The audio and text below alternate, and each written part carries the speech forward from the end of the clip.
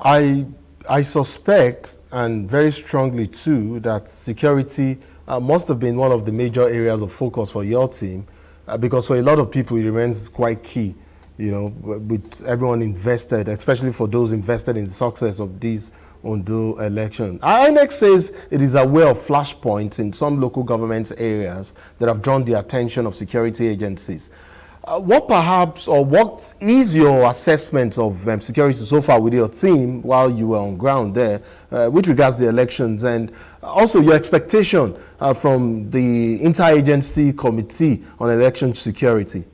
Yeah, absolutely. So when it comes to security, we were in Akure, the Ondo State capital, for much of our assessment, and of course, you know, everything was relatively calm. We didn't get to experience any incident, or neither did we receive any reports of security breaches.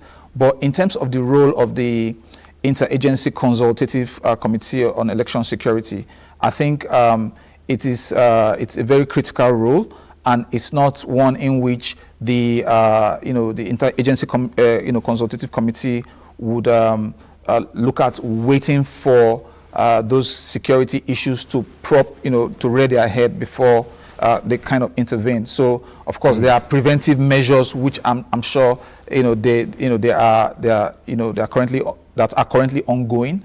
But even beyond that, we paid a visit to the Commissioner of Police in Ondo State during our assessment, and he was able to also tell us that the question of information manipulation has very, very serious implications for security.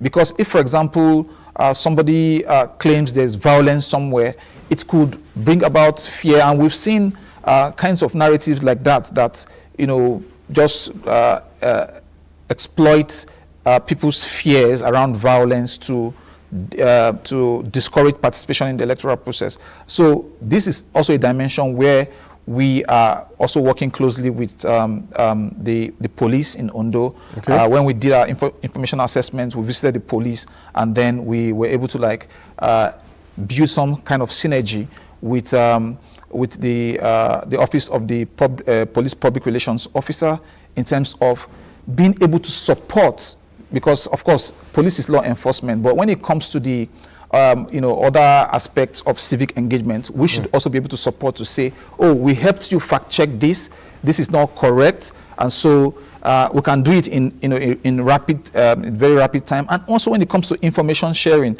what the technical people in security may want to call intelligence gathering, the role we are also playing is very critical, because, for example, CDD West Africa has a tool called the Midan tool.